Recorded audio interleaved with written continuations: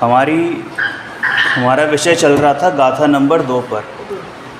तो क्या चल रहा था? अनंत धर्मात्मक के बारे में हम पढ़ रहे थे कि अनंत धर्मों वाली, अनंत धर्म मतलब अनंत गुणात्मक जो वस्तु है। तो जब बात आती है अनंत गुणात्मक की तो मतलब गुणों की बात आ रही है। तो अनंत गुण चूँकि कहे तो जा सकते नहीं हैं, लेकिन कुछ गुणों के बारे में गुरुदेव ने यहाँ पर व्याख्यान किया है, जिसमें हमने कल अस्तित्व गुण के बारे में देखा था। अस्तित्व, फिर बात चल रही थी वस्तुत्व गुण की, जहाँ पर थोड़ी सी अटकन लग रही थी। ठीक है, तो उसको एक बार दोबारा पढ़ते हैं। वस्तुत्व, देखो वस्तुत्व गुण बेसिकली क्या बताता है कि प्रत्येक द्रव्य, प्रत्येक वस्तु अपना उसका कुछ ना कुछ प्रयोजन है। अब जो कल हम उदाहरण ले रहे थे ना, वो हम प्योर द्रव्य का उदाहरण नहीं ले रहे थे। कभी बैक्टीरिया का उदाहरण लिया, कभी अर्थवर्म केंचुए का उदाहरण लिया, कभी इस मनुष्य पर्याय का उदाहरण लिया। तो वो सब असमान जातीय द्रव्य पर्यायों का उदाहरण ले रहे थे। उसमें द्रव्य तो गायब ही हो गया। तो अगर हम द्रव्य की बात करें, मूल द्रव्य की बात करें, जीव द्रव्य की बात हो, चाहे पुद्गल द्रव्य की बात हो, तो उसकी प्रयोजन, खुद की प्रयोजनभूत क्रिया क्या है कि उसके जो गुण है, उसका जो स्वभाव है, उस रूप परिणमित होना, वो उसकी प्रयोजनभूत क्रिया है। यानी पुद्गल के परमाणु में स्पर्श रस गंध वर्ण है, तो प्रत्येक परमाणु का स्पर्श पना होना है ना, गंध पना होना, वर्ण पना होना, वो उसकी प्रयोजनभूत क्रिया है। और जीव की प्रयोजनभूत क्रिया क्या है कि जानना, देखना, है ना, ये प्रयोजनभूत क्रिया। विशेष गुण हुआ, जैसे गंध, ये सब आता है। हाँ, तो विशेष गुण तो उस रूप परिणमित हो रहे हैं ना, वो उस गुण रूप परिणमित हो रहे हैं ना। गुण कोई ऐसे नहीं है कि निष्क्रिय रूप से पड़े हुए हैं, ऐसे गुण नहीं है। गुणों में कुछ ना कुछ परिणमन हो ही रहा है। क्रिया मतलब एक भी गुण ऐसा नहीं है जो क्रियाहीन हो। एक भी गुण ऐसा नहीं है जिसमें कोई ना कोई क्रिया नहीं होती हो, क्योंकि गुणों के परिणमन को ही हम क्या कहते हैं? पर्याय कहते हैं। हमने पढ़ा बाल बोध में कि पर्याय किसका नाम? कि गुणों के परिणमन का नाम है।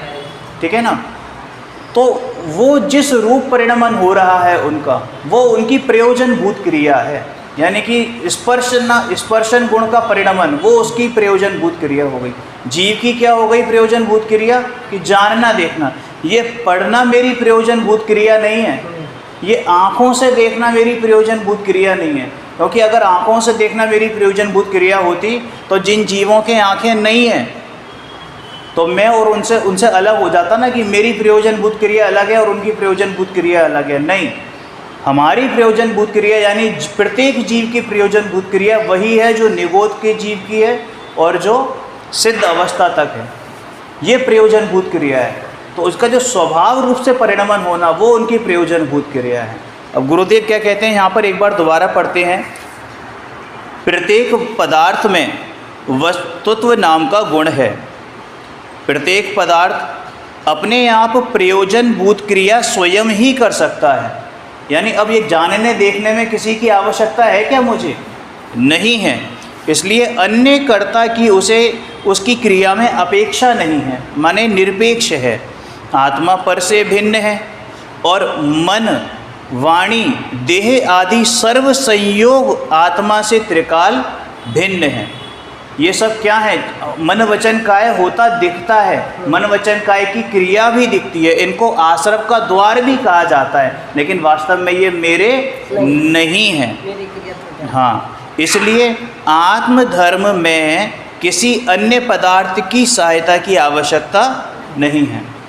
अब देखो क्या कहते हैं गुरुदेव कि यदि कोई कहे कि ऐसी सूक्ष्म बात मेरी समझ में नहीं आती, तो भाई तू ये बता, अगर तुझे यही समझ में नहीं आती तो तुझे जो अनंत काल से ये मनुष्य भव, दुर्लभतम मनुष्य भव मिला है, तो फिर वो किस काम का?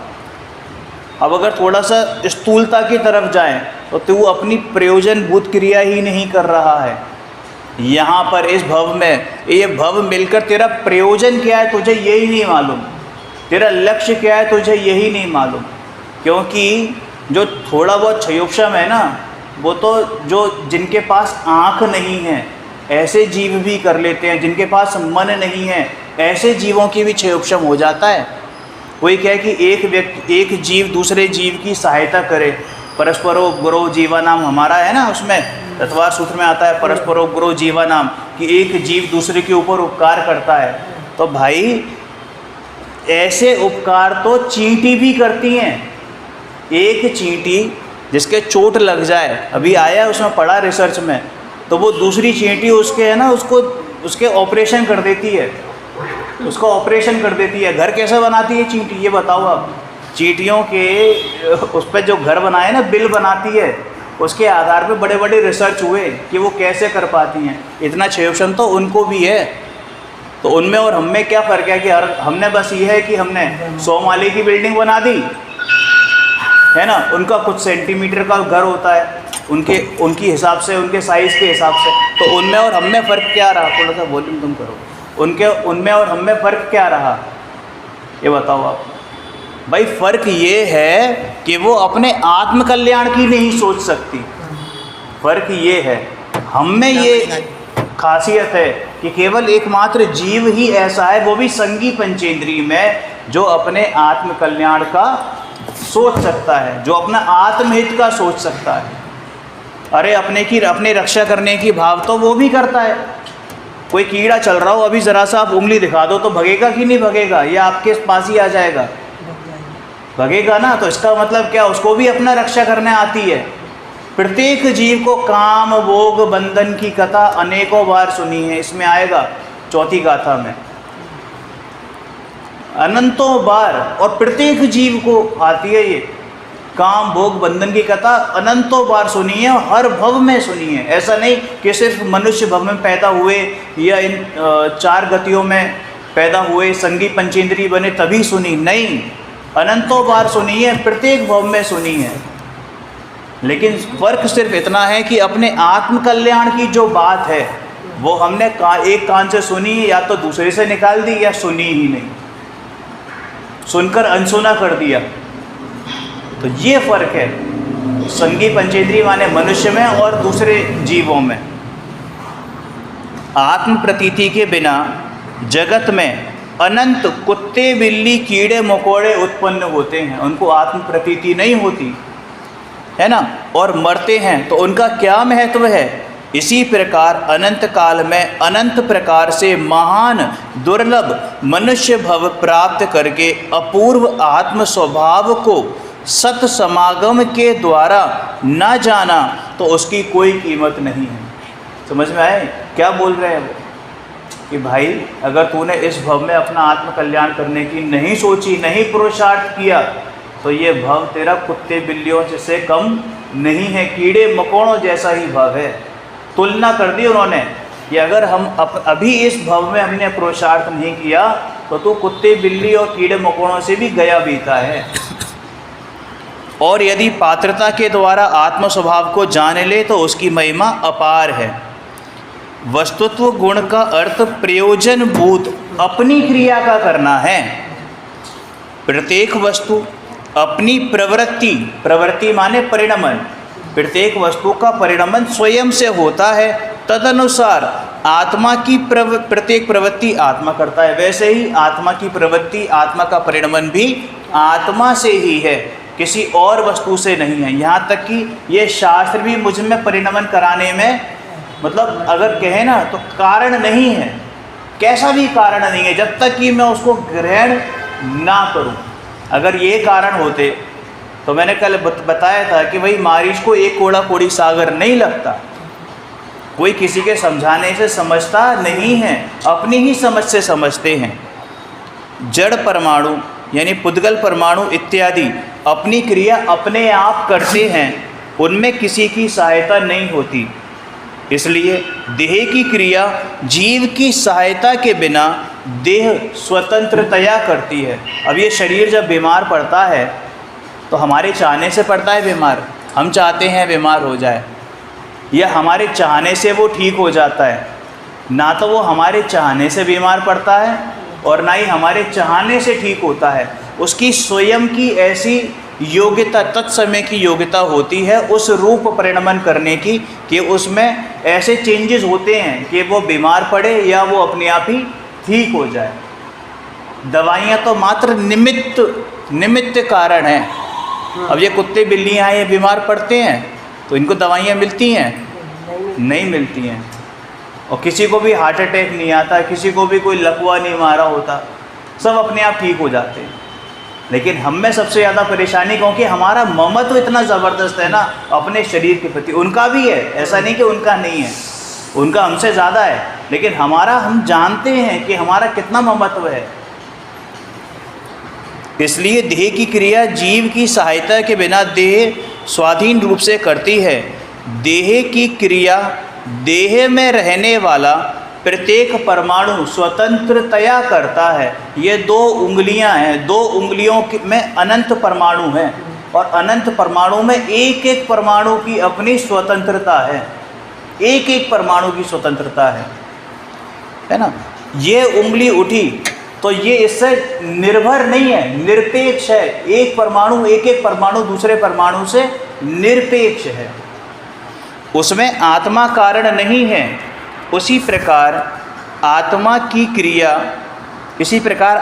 क्रिया आत्मा और जड़ की क्रिया जड़ करता है। लेकिन अज्ञानी क्या मानता है कि मैंने उंगली उठाई, अज्ञानी क्या मानता है कि मैंने पलक झपकाई, अज्ञानी क्या मानता है कि मैंने उसे समझाया, है ना, कि मैंने अपने शरीर को ठीक किया, तंदुरुस्त बनाया, मुझे समझ में आया, मेरी क्षयोक्षम ज्ञान बहुत अच्छा है।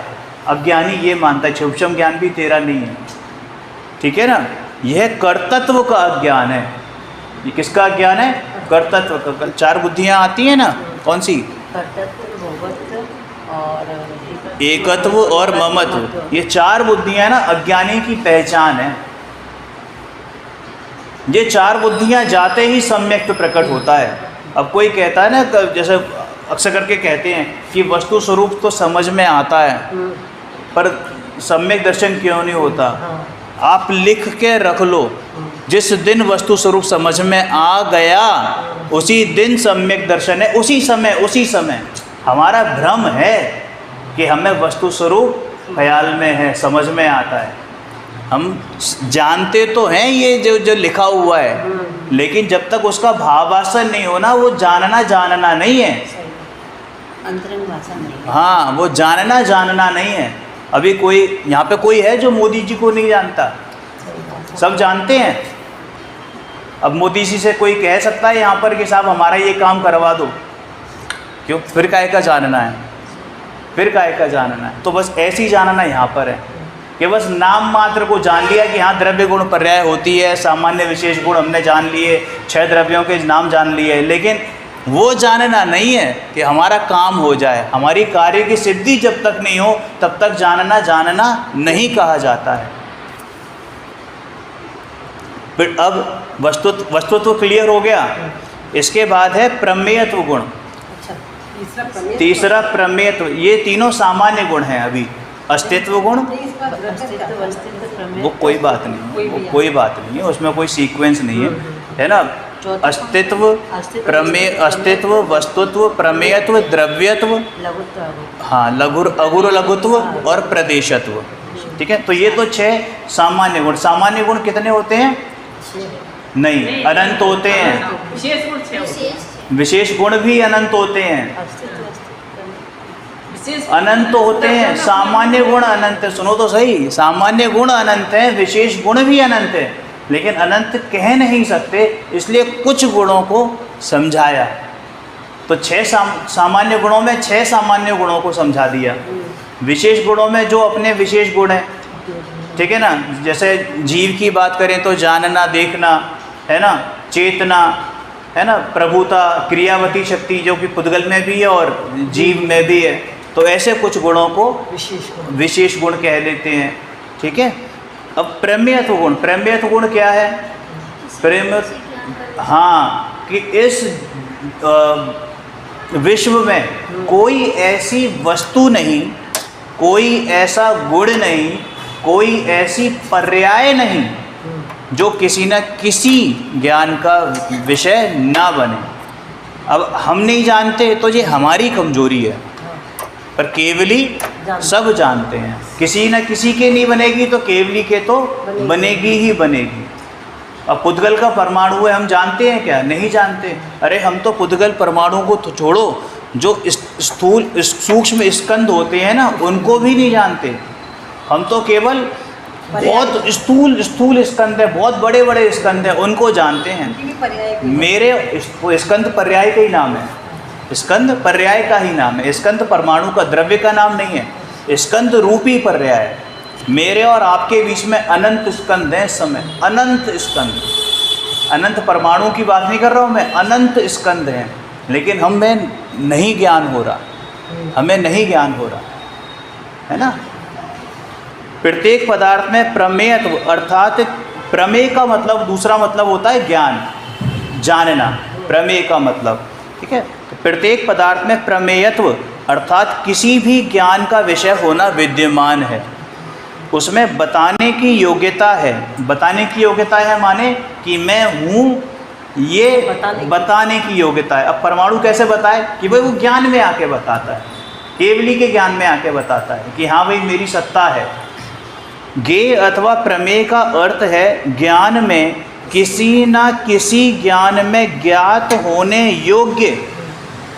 योग्यपना, मतलब वो ज्ञान में ज्ञात होते ही होते हैं। अब कोई कहे, कल हमारी बात चल रही थी, अभी बड़ा हॉट टॉपिक चल रहा है कि ज्ञान केवल ज्ञान को ही जानता है कि पर को भी, मतलब स्वयं को जानता है या पर को भी जानता है। आपका क्या राय है? ज्ञान स्वयं ज्ञान को जानता है या पर को जानता है? हाँ, पर को भी जानता है, स्वयं को भी जानता है, पर को भी जानता है, दोनों को जानता है। क्योंकि प्रत्येक द्रव्य में ये प्रमेयत्व गुण विद्यमान है। अगर हम सिर्फ ये कहें ना कि ज्ञान सिर्फ स्वयं को जानता है, तो ये प्रमेयत्व गुण कैसे सिद्ध होगा? और प्रमेयत्व गुण सिद्ध नहीं होगा तो विश्व की सत्ता सिद्ध नहीं हो पाएगी। विश्व है ये कैसे मालूम पड़ेगा, है ना। तो अपने को जनाने की योग्यता, जानने नहीं, जनाने की योग्यता, है ना। हाँ, जानने में आने वाला। और एकमात्र जीव द्रव्य ऐसा है जिसमें ये ज्ञेयपना बनने की भी योग्यता है, माने जनाने की योग्यता भी है, जानने में आने की योग्यता भी है, और जानने की योग्यता भी है ना। यानी ज्ञान में आने की योग्यता भी है और ज्ञान करने की योग्यता भी है, मतलब ये बनने की भी योग्यता है। और ज्ञान तो वो है ही, है ना। यह योग्यता जिसमें ना हो वह वस्तु नहीं कही जा सकती, माने ऐसी कोई वस्तु नहीं है जिसमें ये प्रमेयत्व गुण ना हो, ठीक है। तो अब प्रश्न आया, क्या वह आँखों से दिखाई देता है कि नहीं? वह ज्ञान के द्वारा ही दिखाई देता है, ज्ञात होता है। आँखें तो अनंत रजकण का पिंड है। अब वस्तु की बात चल रही है, क्या वो वस्तु आँखों से दिखाई देती है कि नहीं? क्योंकि यहाँ पे आया ना प्रमेयत्व गुण की बात आई, तो वही प्रमेयत्व गुण जब में है, आप कहते हो कि ज्ञान में आता है, तो फिर तो हम वस्तु को देख सकते हैं, यानी आत्मा को भी दिखाई देना चाहिए। आत्मा दिखता क्यों नहीं है? कि आत्मा आँखों से ही नहीं दिखेगा, इन पुद्गल आँखों से नहीं दिखेगा, वो तो ज्ञान चक्षु से ही दिख सकता है, ज्ञान की आँखों से ही दिख सकता है। क्योंकि ये आँखें तो रजकण का पिंड हैं, रजकण हैं, धूल के पिंड हैं, उसे खबर ही नहीं कि मैं कौन हूँ। आँखों को थोड़ी मालूम है कि मैं कौन, किंतु उसे जानने वाला अलग रहकर जानता रहता है। ज्ञान के द्वारा ठंडा गर्म मालूम होता है ना, ज्ञान के द्वारा। ठंडा गर्म किसको महसूस होता है, ज्ञान को या शरीर को? ज्ञान को होता है, शरीर पर से जानता है, शरीर ज्ञान जानता है।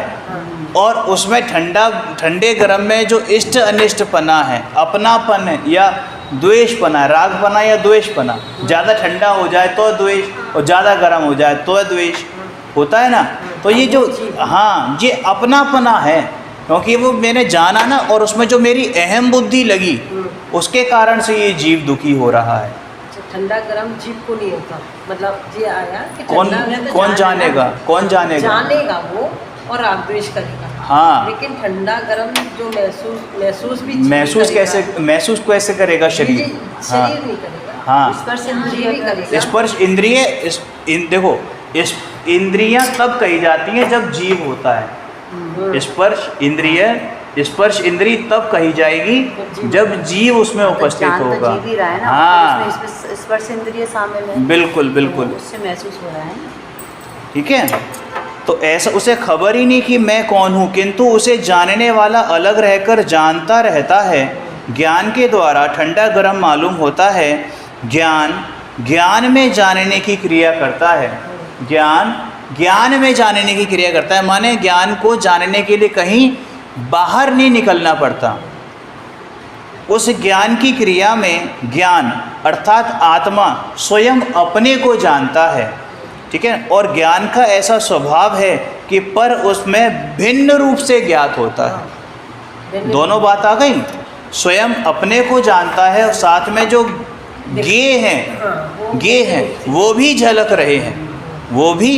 रहे हैं, बिल्कुल वैसा का वैसा ज्ञेय मेरे ज्ञान में झलक रहा है, वैसा का वैसा ज्ञेय, वैसा का वैसा ज्ञेयाकार मेरे ज्ञान में झलक रहा है, ठीक है।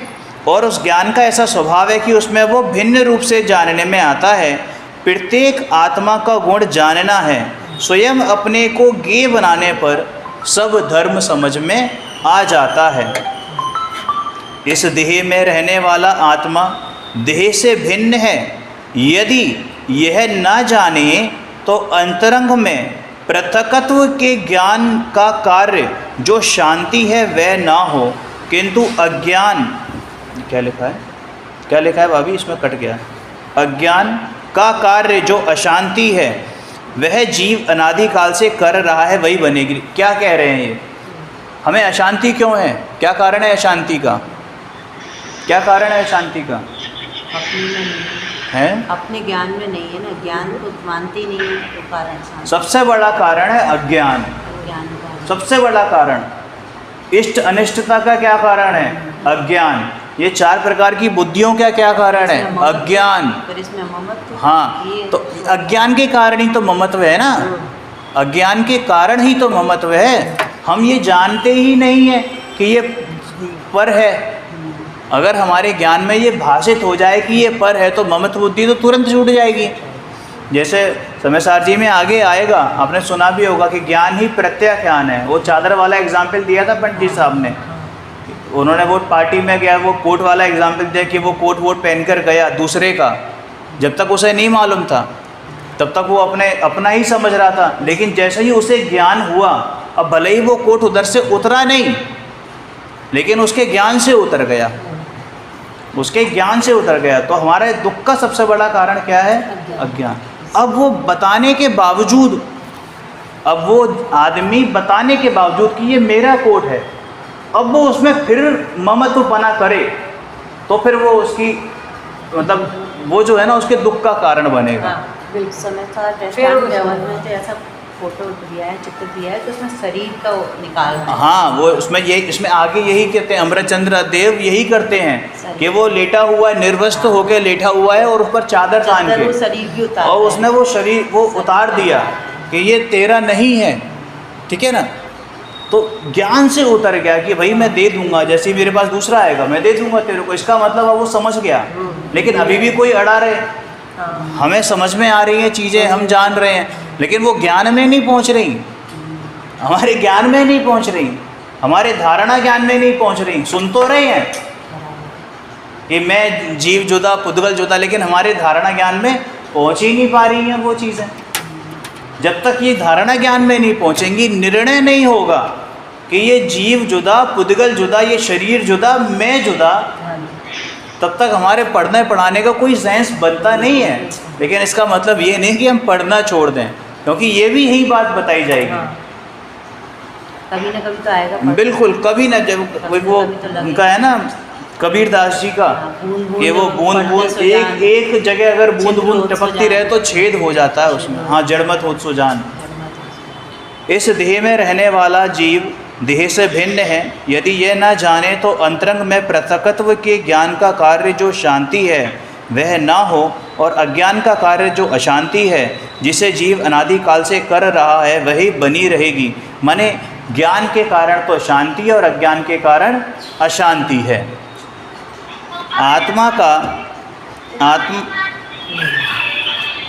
आत्मा का त्रिकाल ज्ञान स्वभाव है, उसमें अनंत पदार्थ को युगपद जानने की शक्ति विद्यमान है।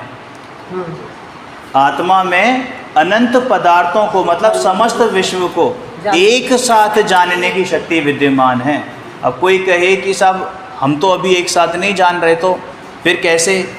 कि शक्ति है, शक्ति की व्यक्ति नहीं है, और ये शक्ति की व्यक्ति किसी और कारण से नहीं है, मेरे ही अज्ञान के कारण है, मेरी ही भूल के कारण है। अगर तुझे विश्व को जानना है तो सबसे पहले अपने को जान, वस्तु स्वरूप समझकर, वस्तु स्वरूप समझकर अपने को जान, है ना। किंतु अनादि से देह इंद्रियों में दृष्टिपात करके, दृष्टिपात करके माने उनमें अपनापन करके, उनकी तरफ दृष्टि करके कि ये देह इंद्रियां मेरी सगी हैं, मैं इनका कुछ कर सकता हूँ या इनके द्वारा मेरा कार्य होता है, ऐसे करके अपने को जो भूल कर राग के द्वारा पर को जानता रहता है, राग के द्वारा जानता है कि ये मेरा है, ये मोबाइल मेरा, ये पुस्तक मेरी, ये मंदिर मेरा, ये घर मेरा, ये जानता है।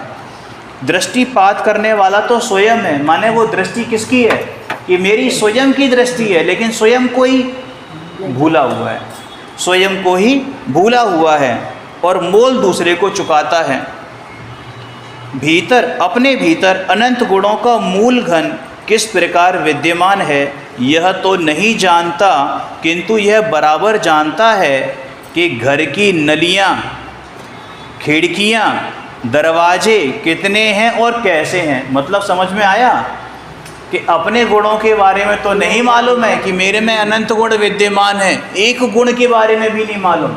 हम कहें भले ही से कि हमारे अंदर अनंत गुण हैं, ज्ञान गुण है, दर्शन गुण है, लेकिन कायदे में हमें किसी भी गुण के बारे में नहीं मालूम है, किसी भी गुण के बारे में। ज्ञान गुण भी सिर्फ हम शब्दों से कह देते हैं, लेकिन हमसे अगर कोई नींद में भी पूछे ना, लाइट चली जाती है, अपने घर में हो लाइट चली जाए, हम किसी से टकराते नहीं हैं, टकराते हैं अपने आप। हमें इतना अंदाज़ा है कि दरवाज़ा कहाँ पर है, पानी कहाँ पर है, किचन कहाँ पर है, अपने आप चले जाते हैं लाइट में, कुछ नहीं दिखाई दे रहा है, घप अंधेरा है फिर भी, हैं। तो ये हमारी सामर्थ्य है, लेकिन हम क्या है कि अपने को भूले हुए हैं और पर वस्तुओं को जानने में लगे हुए हैं, है ना, उनको अपना बनाने में लगे हुए हैं। इसी प्रकार सबको जानने वाला यह नहीं जानता कि वह स्वयं कैसा है।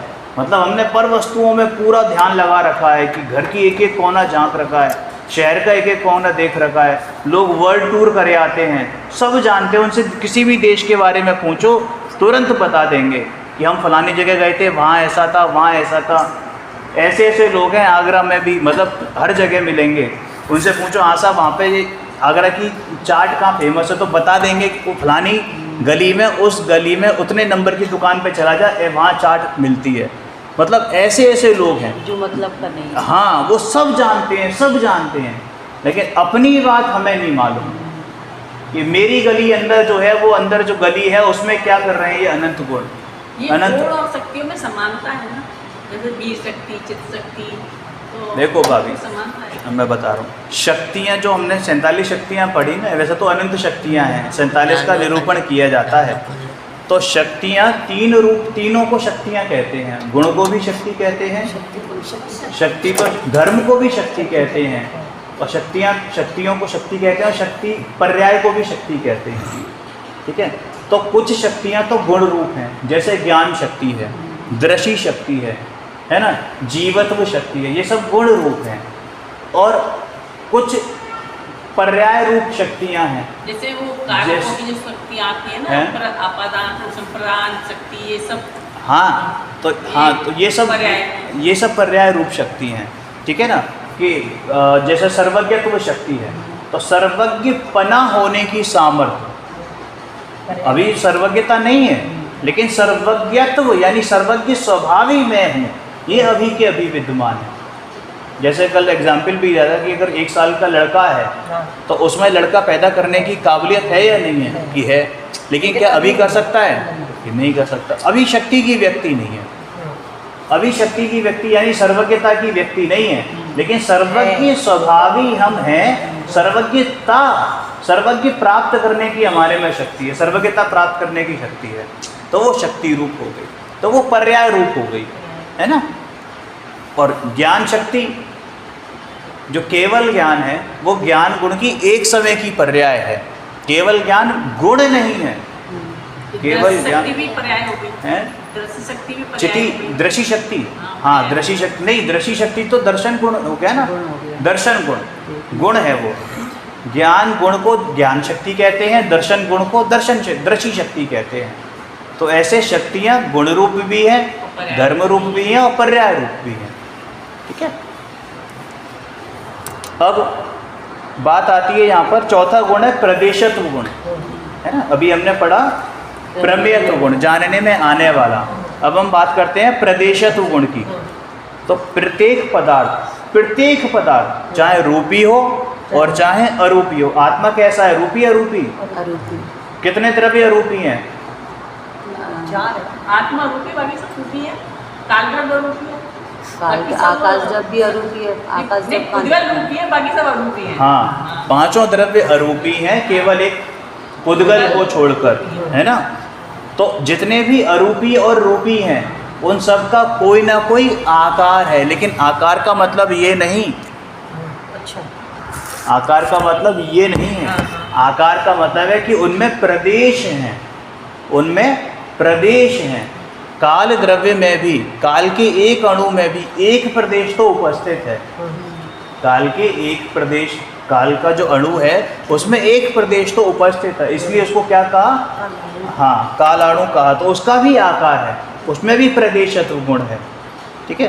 प्रत्येक पदार्थ सदा अपने आकार वाला होता है। ज्ञान का कैसा आकार है? ज्ञान आकार।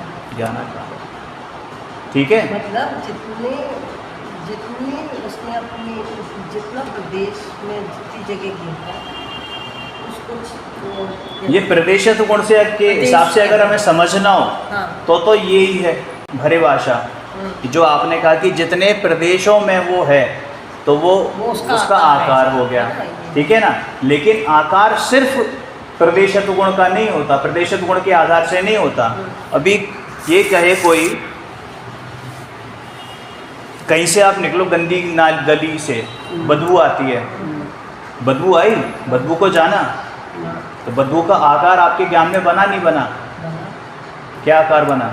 कि यहाँ पर कुछ ऐसा है जो गंदा पड़ा है, बदबू का नहीं, आकार अगर हम प्रदेशत्व गुण के हिसाब से बात करें तो क्या आकार बनेगा?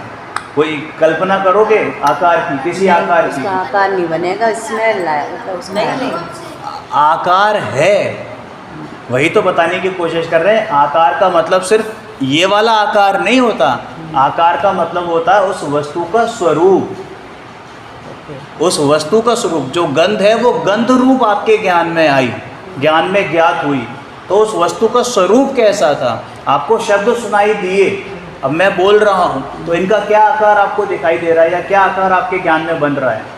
नहीं बन रहा, लेकिन वो आकार है, वो आकार भाषा रूप है, भाषा वर्गणा रूप आकार है। वो आकार तो है, आकार का मतलब होता है वस्तु का स्वरूप, आकार का मतलब शेप नहीं होता।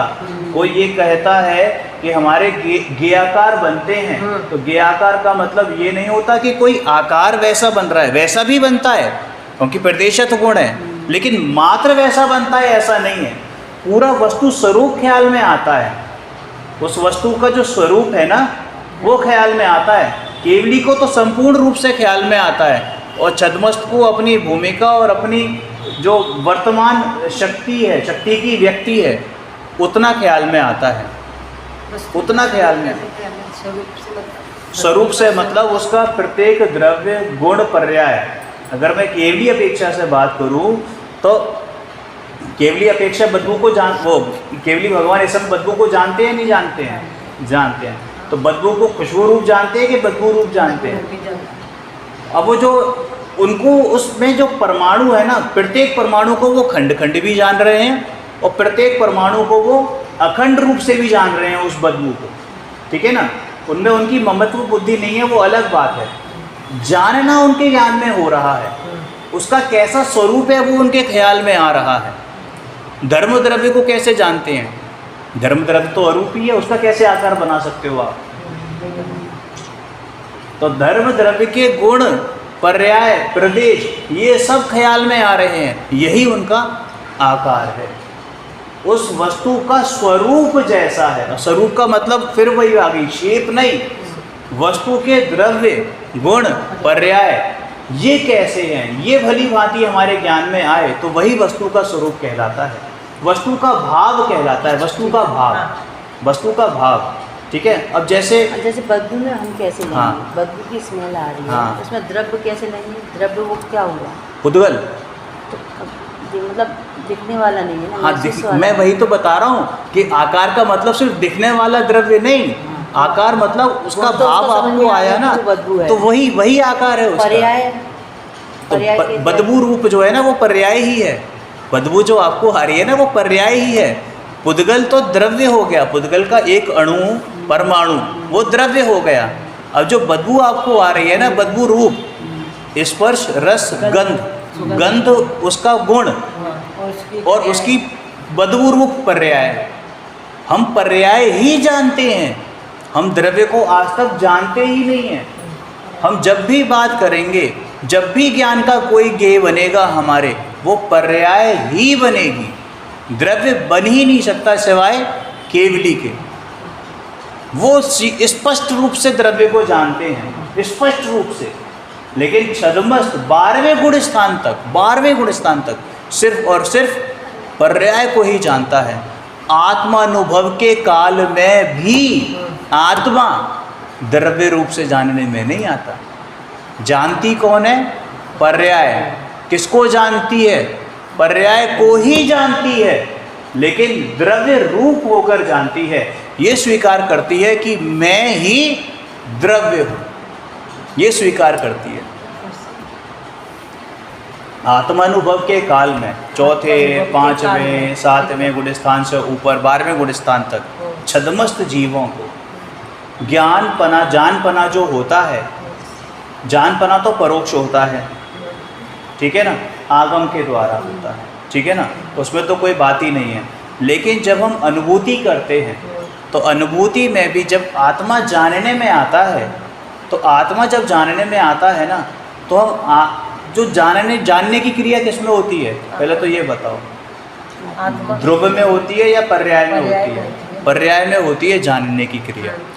तो जानने में कौन आता है? बात ये है, आत्मानुभव के काल में जानने में कौन आता है?